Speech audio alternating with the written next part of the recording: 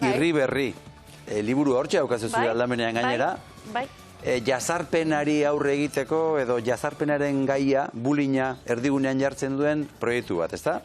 Bai, proiektu honekin hasi ginen, gazte bat hurbildu zitzaigulako, Irate izeneko gaztetxo bat, bere garaian behaumea zanean, jasan zuen bulina, eta gaur egun, dedikatzen da, egin du, Adore proiektua martxan jarri du, eta gaur egun behar juten da, eskolaz eskola, eta hortaz hitzeitea. Sensibilizatu.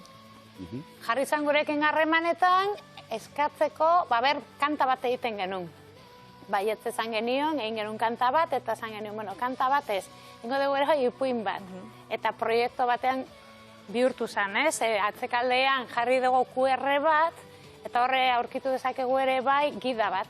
Gida bat, helduentzako, zitzailentzat eta gurasoentzat, gaia pixkat jakiteko nola irakurri ipuia eta gaia lantzeko.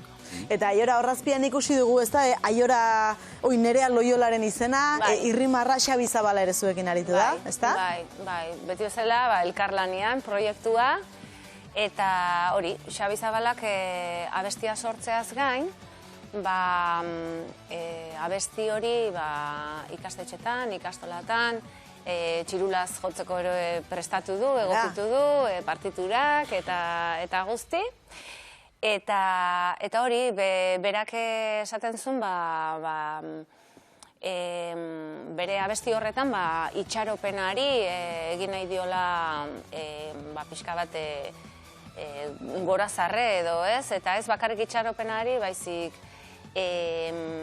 egoera horretatik irteteko adoreari ere, eta, baditu bere pasarte musikal, nolabait zuloan zaudenekoak, eta guztia biltzen du, 3 minutuan, ederra da, aldarrikatzailea, nola ez, eta hori, Nerea Loiolak ezin hobeto bildu du jazarpenaren gaia, haur hezkuntzako eta LH bat biko aurren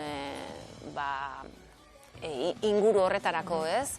Eta berarekin harremanetan hasi eta lanketan hasi ginenean, lehenengo zirriborra pasazigunean, ai, ama, haze susto. Ze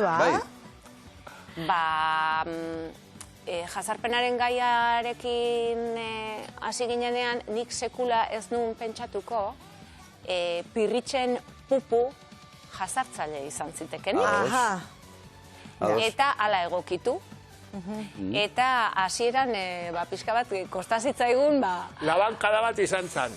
Baina ariketa interesgarria eta beharrezkoa, ez da? Bai, beharrezkoa. Aurrak helduangandik behar du entzute aktiboa, begirada arretatsua, baina egoerak suertatzen dira bizitzan, eta horiek kudeatzeko laguntza handia behar dute aurrek eta helduok askotan. Eta horrela, suertatu zen, ipuinean, pirritxen pupuk, halako aukera bat ikusi zuen eta umetxo bat izei jazarri eta pixka bat haunditzen doa eta hortxe ez, gero ikusten da loreren eta lagunen begirada ez, lekuko dira. Eta bai, azkenian, eta gero mertxek esan duna ez,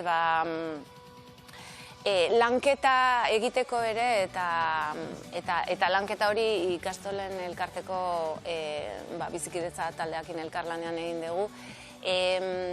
Gida didaktikoan ere ipuinean geldiuneak egiten dira eta pixka bat prebentzioan begirada jarrita, baina baita ere badago jazarria den aurra, jazartzailea dena edo bera edo taldea, lekuko den taldea, guztiak barnebiltzen ditu, eta erruan eta zigorrean eta arreta jarri baino, pertsona guztiengan jartzen da begirada, guztiengan dagolako soluzioa ere. Eta pixka bat, horrek ez du esan nahi, gaizki egin duenak, hausnarketa eta neurri zuzentzaileak izango ez ditunik. Hori ere... Oso interesgarria eta oso ausarta. Irriberri da, irri elkarrien beharrean, elkarrekin egitea. Hori da. Eta irria itzali zaionean norbaiti berriz pizteko bidea. Irri berri, horti datorri zena, oso polita.